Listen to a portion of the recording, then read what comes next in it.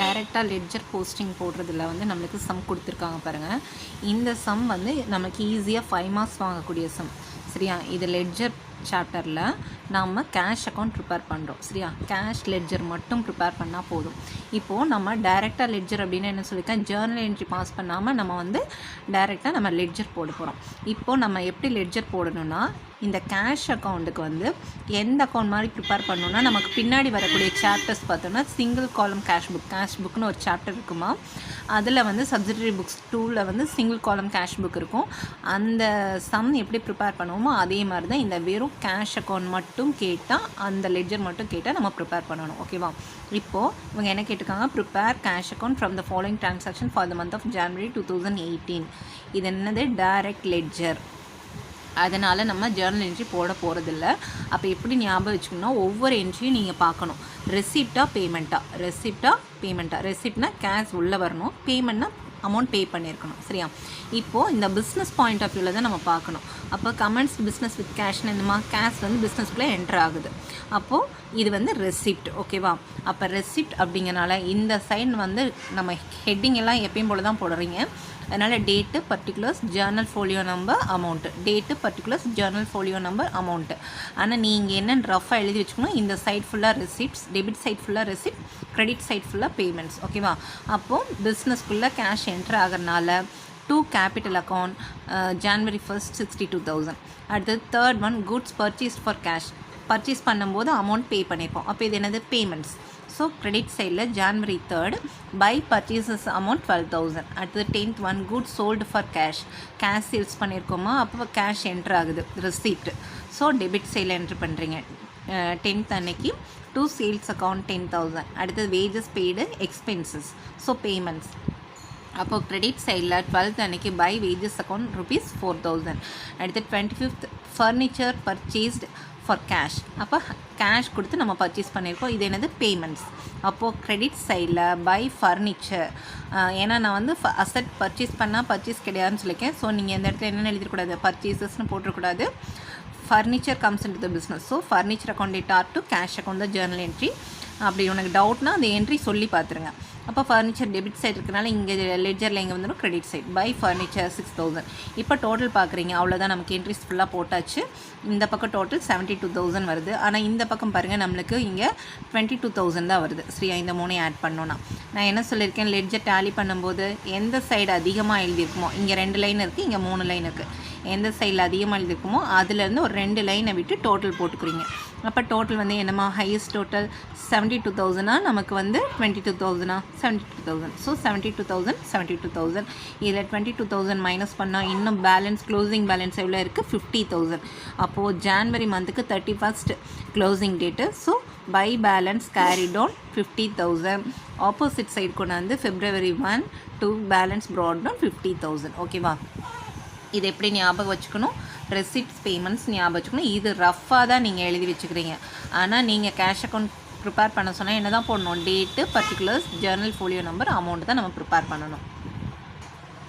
அடுத்து 4th எக்ஸசைஸ்மா, prepare furniture account from the following transaction. Account அப்படின்னாவே லெட்ஜர்னு அர்த்தம். சரியா? அப்போ இதுவும் என்ன தான், டைரக்ட் லெட்ஜர் தான். அப்போ நம்ம ஃபர்னிச்சர் அக்கௌண்ட் மட்டும் ப்ரிப்பேர் பண்ணணும். நான் சொல்யூஷன் வந்து இங்கே வந்து ரஃபாக போட்டிருக்கேன், நீங்கள் நல்லா நீட்டாக போட்டுக்கணும். இப்போ January 1 furniture in hand. Opening balance நமக்கு ஒரு 2,000 இருக்குமாம்மா.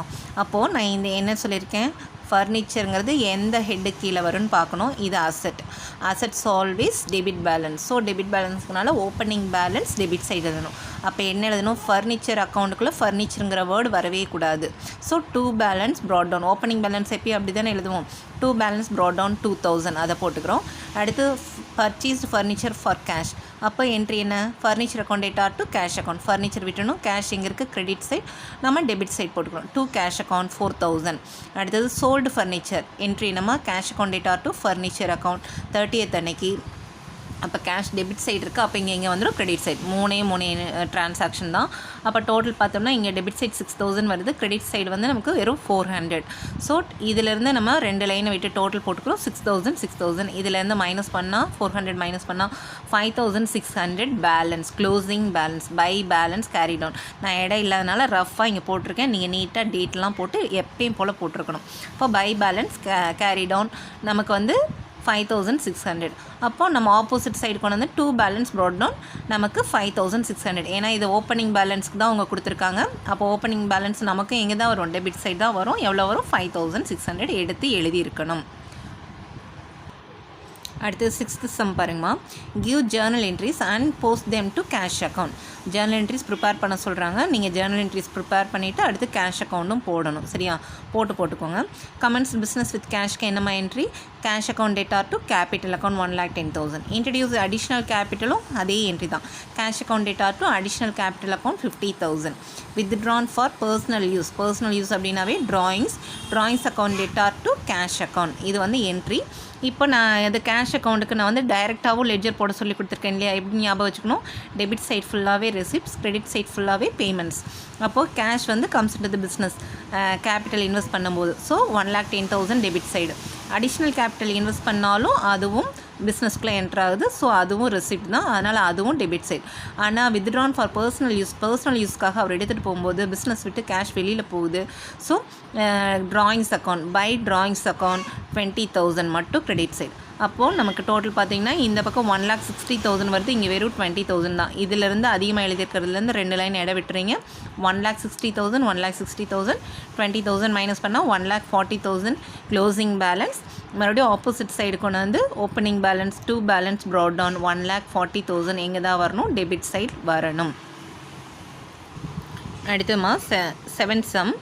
Give journal entries for the following transaction and post them to cash account and sales account. 2 account மட்டும் ப்ரிப்பேர் பண்ண சொல்கிறாங்க. ஜேர்னல் என்ட்ரிஸ் தேவையில்லை. அப்போ நான் ரஃபாக இங்கே எழுதியிருக்கேன் பாருங்கள். Sold goods and check received but not deposited. இதில் வந்து ஒரு சின்ன டிஃப்ரென்ஸ் இருக்குது. என்ன அப்படின்னா, அதாவது கூட்ஸு சேல்ஸ் பண்ணிட்டோம், அதுக்காக செக்கு ரிசீவ் பண்ணியாச்சு, but not deposited into bank. ஆனால் பேங்க்கில் டெபாசிட் பண்ணல. செக்கை மட்டும் ரிசீவ் பண்ணால் நம்ம கேஷ் ரிசீவ் பண்ணதாக தான் அஸ்யூம் பண்ணிக்கணும். ஏன்னா நமக்கு செக் வந்துட்டாலே கைக்கு பணம் வந்துட்டதாக தான் அர்த்தம். அப்போ இந்த இடத்துல செக்குன்னு பேங்க்குன்னு என்ட்ரி போட்டுறக்கூடாது. இதை நல்லா ஞாபகம் வச்சுக்கோ. நம்ம சேல்ஸ் பண்ணதுக்கு செக் ரிசீவ் பண்ணியிருக்கோம், ஆனால் பேங்க்கில் டெபாசிட் பண்ணல கலெக்ஷனுக்காக. அப்போது செக் ரிசீவ்டு அப்படின்னா என்ன நம்ம எடுத்துக்கணும், மீனிங் கேஷ் ரிசீவ் பண்ணதாக தான் அர்த்தம். அப்போ cash enter into the business. So cash account data to sales account, இந்த என்ட்ரி மாற்றிடக்கூடாது. அடுத்து sold goods on credit to Gopi, இது கிரெடிட் சேல்ஸ். அப்போ என்ன என்ட்ரி வரும், Gopi account data to sales account. அடுத்தது 20th அன்றைக்கி ரிசீவ்டு கேஷ் ஃப்ரம் கோபிக்கு நம்ம கிரெடிட் சேல்ஸ் பண்ணோம், மறுபடியும் அவங்ககிட்ட இருந்து கேஷ் ரிசீவ் பண்ணிட்டோம். So cash enter into the business, cash account data to give a Gopi account. இந்த 3 என்ட்ரி நம்ம போட்டுக்கிறோம். போட்டுட்டு இப்போ நம்ம 2 அக்கௌண்ட் தான் ப்ரிப்பேர் பண்ண சொல்கிறாங்க. கேஷ் அக்கௌண்ட் ஒன்று, இன்னொன்று வந்து சேல்ஸ் அக்கௌண்ட். அப்போ கேஷ் அக்கௌண்ட் பாருங்கள், கேஷ் எத்தனை என்ட்ரியிலமா வருது, 10th அன்னைக்கு ஒன்று வருது, அதுக்கப்புறம் 20th அன்னைக்கு ஒன்று வருது. அப்போ கேஷை விட்டுணும். சேல்ஸ் எங்கே இருக்குது, கிரெடிட்டில். அப்போ எங்கே வரணும், டெபிட் சைடில் 30,000. அடுத்தது இங்கே கேஷ் வந்து விட்டுறணும், கோபி வந்து கிரெடிட்டில் இருக்குது. அப்போ எங்கே வந்துடும், டெபிட் சைடு அமௌண்ட்டு 12,000. ஸோ 30 + 12,000 42,000. இந்த பக்கம் எதுவுமே இல்லை, 42,000 அப்படியே டோட்டல் 42,000. அதுலேருந்து க்ளோசிங் பேலன்ஸ் 42,000. அப்போ ஓப்பனிங் பேலன்ஸும் 42,000 எழுதிடணும். 2 பேலன்ஸ் ப்ராட் டவுன் 42,000. இது என்னது, கேஷ் அக்கௌண்ட் எங்கே தான் வரணும், டெபிட் சைடு தான் வரணும் நமக்கு. ஏன்னா நான் என்ன சொல்லியிருக்கேன், அசெட்ஸ் ஆல்வேஸ் டெபிட் பேலன்ஸ். நான் சொல்கிறது இதுவும் சேர்த்து தான். சரியா, அசெட்ஸ் ஆல்வேஸ் டெபிட் பேலன்ஸ். எப்பயுமே அசெட் அப்படின்னாவே கம்பல்சரி அதனோட ஓப்பனிங் பேலன்ஸ் இங்கே தான் வரணும், டெபிட் சைடு தான் வரணும். அதே போல் சேல்ஸ் ஆல்வேஸ் என்ன சொல்லியிருக்கேன், கிரெடிட் பேலன்ஸ். அப்போ சேல்ஸ் அக்கௌண்ட் ப்ரிப்பேர் பண்ணும்போது பாருங்கள், சேல்ஸ் அக்கௌண்ட், சேல்ஸ் எத்தனை என்ட்ரிமா, 2 என்ட்ரியில் இருக்குது. அப்போ சேல்ஸை விட்டுணும். கேஷ் வந்து இங்கே இருக்குது டெபிட் சைட். ஸோ கிரெடிட் சைடில் 30,000 ஃபஸ்ட் என்ட்ரி. அடுத்து செகண்ட் என்ட்ரிலையும் இருக்குது. அப்போ கோபி டெபிட்டில் இருக்குது. அப்போ இங்கே எங்கே போய்டும், கிரெடிட்டுக்கு போய்டும். அமௌண்ட்டு 12,000. வேறு எதுவும் சேல்ஸ் கிடையாது. அப்போ 2 என்ட்ரி. அப்போ 30 + 12,000 42,000. இந்த பக்கம் எதுவும் இல்லை, இருந்தால் மைனஸ் பண்ணணும், இல்லைன்னா அப்படியே இதே அமௌண்ட்டு தான் இங்கேயும் நமக்கு வரும். அப்போ இது என்னது, க்ளோசிங் பேலன்ஸ். மறுபடியும் என்ன ஆகிடும், இது opening balance. So by balance brought down 42,000. இங்கே வரணும், கிரெடிட் சைடு. ஓப்பனிங் பேலன்ஸ் இங்கே தான் வரணும், கிரெடிட் சைடு. ஏன்னா நான் சொல்லியிருக்கேன், சேல்ஸ் ஆல்வேஸ் கிரெடிட் பேலன்ஸ். இது வந்து அசெட், கேஷ்ங்கிறது assets always debit balance. 10th exercise. Prepare Anand's account from the following details. Anand's அக்கௌண்ட்னு கேட்டாவே என்ன மட்டும்தான், லெட்ஜர் மட்டும்தான் ப்ரிப்பேர் பண்ணணும், ஜேர்னல் ப்ரிப்பேர் பண்ணக்கூடாது. அதனால் நான் ஜேர்னலை இங்கே ரஃப் ஒர்க்காக போட்டிருக்கேன். July 1st 2017 credit balance of Anand account. Anand அக்கௌண்ட்டில் ஓப்பனிங் பேலன்ஸ் என்னவா இருக்காமல் கிரெடிட் பேலன்ஸாக இருக்குது. அப்போ ஓப்பனிங் பேலன்ஸ் எப்போ என்னென்னு எழுதுவோம், பை பேலன்ஸ், இது கிரெடிட் அப்படிங்கிறனால by balance brought down, opening balance brought down, இது கிரெடிட் சைடு வரனால பை பேலன்ஸ் ப்ராட் டவுன் எழுதுகிறோம். அமௌண்ட் வந்து 4000. அடுத்து அமௌண்ட் பே டு ஆனந்துக்கு பே பண்ணுறோம். அப்போ journal Anand account data to cash account. அப்போ ஆனந்த் விட்டுணும் டு கேஷ் அக்கௌண்ட் 2000. அடுத்தது goods purchase from Anand on credit purchase பண்ணியிருக்கோமா. இப்போ purchase account data to Anand விட்டுணும் பர்ச்சேஸ் டெபிட்டில் இருக்கனால எங்கே போய்டும் கிரெடிட் சைட் 8000. அடுத்து pay to Anand 3960 and discount allowed by him. நம்ம அமௌண்ட் பே பண்ணியிருக்கோம், அதுக்கு அவர் டிஸ்கவுண்ட் நம்மளுக்கு அலோவ் பண்ணியிருக்காரு. அவருக்கு லாஸ் இல்லையா, அவர் அலோவ் பண்ணதில் அவருக்கு லாஸ். நம்மளோட பாயிண்ட் ஆஃப் வியூவில் தான் போட போகிறோம். அப்போ நம்ம பிஸ்னஸ் பாயிண்ட் ஆஃப் வியூவில் நம்ம டிஸ்கவுண்ட் அமௌண்ட்டை பே பண்ணுறோம், டிஸ்கவுண்ட்டை ரிசீவ் பண்ணுறோம். ஸோ நீங்கள் என்ன என்ட்ரி போடுவீங்க, ஆனந்த் அக்கௌண்ட், நம்ம ஆனந்துக்கு பே பண்ணும்போது receiver Anand, cash goes out from the business. So Anand account data to cash account.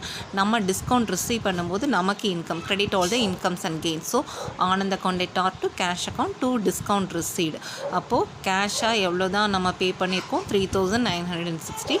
Discount receive பண்ணது ஒரு 40. டோட்டல் ஆனந்தோட அக்கௌண்ட் வந்து 4000. ஸோ இப்போ ஆனந்த் அக்கௌண்ட் விட்டுணும், ரெண்டுமே கிரெடிட்டில் இருக்குது. அப்போ ரெண்டுமே இங்கே வந்து டெபிட். அப்போ 2 கேஷ் 3960 2 டிஸ்கவுண்ட் ரிசீவ்ட் அமௌண்ட் ஒரு 40. அடுத்தது 25th அன்றைக்கி குட்ஸ் பர்ச்சேஸ் ஃப்ரம் ஆனந்தை பர்ச்சேஸ் பண்ணியிருக்கோம். இதுவும் வந்து நம்ம credit purchase. So purchase account data to Anand account. அப்போது ஆனந்த் விட்டுணும் பர்ச்சேஸ் டெபிட்டில் இருக்கனால என்ன ஆகிடும், கிரெடிட் சைடு அமௌண்ட்டு 5000. இப்போ நம்ம டோட்டல் பார்த்தோன்னா ஏற்கனவே இது ஓப்பனிங் பேலன்ஸே என்னமா கிரெடிட். அப்போ இந்த பக்கம் மேக்ஸிமம் இது கிரெடிட் பேலன்ஸாக தான் வரதுக்கு தான் வாய்ப்பு அதிகம். அப்போது என்னோடய டோட்டல் பார்த்திங்கன்னா 17000. இங்கே வந்து 4000 + 2000 6000. அப்போது 17000ல் 6000 மைனஸ் பண்ணால் இன்னும் பேலன்ஸ் எவ்வளோ இருக்குது, 11000. அப்போ இங்கே என்ன எழுதுவீங்க, 2 பேலன்ஸ் கேரி டவுன். அப்போது opening balance credit side just opposite அப்படியே நம்ம கொண்டு போயிடும் இல்லையா. டோட்டலுக்கு மேலே க்ளோசிங் பேலன்ஸ், டோட்டலுக்கு கீழே ஆப்போசிட் சைடு ஓப்பனிங் பேலன்ஸ். அப்போது by balance brought down amount எவ்வளோமா, 11000. இது எங்கே தான் வரணும், கிரெடிட் சைடு தான் வரணும்.